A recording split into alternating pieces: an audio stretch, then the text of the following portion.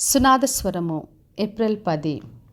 నీ పనుల భారము యెహోవా మీద నుంచుము, అప్పుడు నీ ఉద్దేశములు సఫలమగును. సామెతల గ్రంథము 16వ అధ్యాయము 3వ వచనం.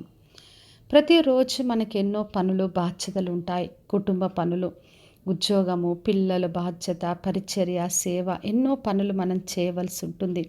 కొన్నిసార్లు ఆ పని భారము, ఒత్తిడి వలన ఇంకా మేము చేయలేము, మన వల్ల కాదు అనుకునే పరిస్థితి రావచ్చు.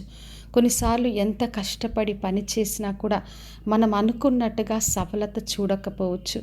అయితే ప్రభు ఈ రోజున వాగ్దానం చేస్తున్నాడు, నీ పనుల భారం యెహోవా మీద నుంచుము, అప్పుడు నీ ఉద్దేశములు సఫలమగునని చెప్తున్నాడు. ఎప్పుడైతే మన పనులను దేవుని చేతికి అప్పగిస్తామో అప్పుడు ప్రతి ఒక్క ఉద్దేశాన్ని, ప్రతి ఆలోచనలంతా కూడా ఆయన సఫలపరిచే దేవుడై ఉన్నాడు. ఎందుకంటే సఫలత దేవుని నుంచి మనం పొందుకుంటాం. మరి ఆదికాండం 39వ అధ్యాయంలో చదివినప్పుడు దేవుడు యోసేపుకు తోడుగా ఉన్నాడు గనక ఆయన చేసే ప్రతి పనిలో ఆయన సఫలత పొందుకున్నాడు. యోసేపు ఎక్కడున్నప్పటికీ కూడా దేవుడు ఆయనకు తోడై ఉండి ప్రతి పనిలో ఆయనకు సఫలతనిచ్చాడు.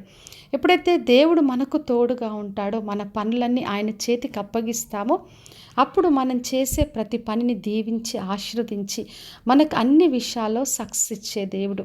మరి మత్తయి సువార్త 11వ అధ్యాయం 28వ వచనంలో యేసుక్రీస్తు చెప్పాడు, ప్రయాసపడి భారం మోసుకొనిచున్న సమస్త జనులారా నా యొద్దకు రండి, నేను మీకు విశ్రాంతి కలగజేతును అన్నాడు.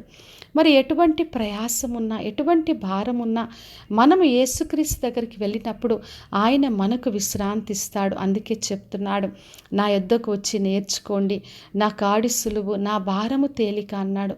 కాబట్టి మనం ఎటువంటి ప్రయాసమైన భారమైన ఆయన చేతికి అప్పగించినప్పుడు ప్రతి ఒక్కటి కూడా మనకు నేర్పించి నెరవేర్చి మనకు సఫలత ఇచ్చే దేవుడు. అవన్నీ కూడా సులువుగా తేలికగా ఆయన చేసే దేవుడై ఉన్నాడు.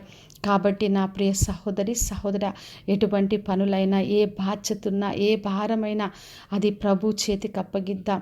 అప్పుడు మన ఆలోచనలు, మన ఉద్దేశాలన్నీ సఫలపరుస్తాడు.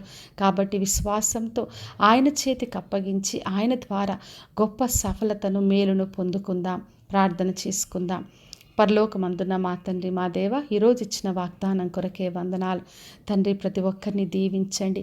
వారికి ఏ పనుల భారమున్నా అవన్నీ కూడా మీ పైన ఉంచి దేవా, మీ నుండి సఫలత పొందుకునే కృపను ప్రతి ఒక్కరికి అనుగ్రహించి దీవించమని యేసు నామములో అడిగి వేడుకొంచున్నాను తండ్రి.